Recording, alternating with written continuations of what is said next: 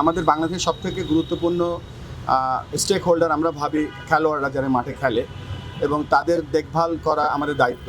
এবং দায়িত্বের মধ্যে বোঝাচ্ছি যে নট অনলি ইন্স্যুরেন্স মেডিকেল, আমরা তাদের পারফরমেন্স শুধুমাত্র মাঠে কোচরা যে স্কিলটা ডেভেলপ করে সেটাই অল অ্যাবাউট না। এখানে যেমন আমরা জিজ্ঞেস করছি লজিস্টিক এবং যে অ্যাটায়ার, যেমন পিচ কন্ডিশন, প্র্যাকটিস ফেসিলিটিস, তারপরে মেডিকেল, তারপর তাদের ওভারঅল সাপোর্ট আমরা কতটুকু করতে পারছি। তারা তাদের মনের কথা মন খুলে লিখেছে, সাজেশন দিয়েছে সকলে, এবং সেখান থেকে আমরা জানতে পেরেছি যে আমরা আসলে কোথাও অবস্থান করছি।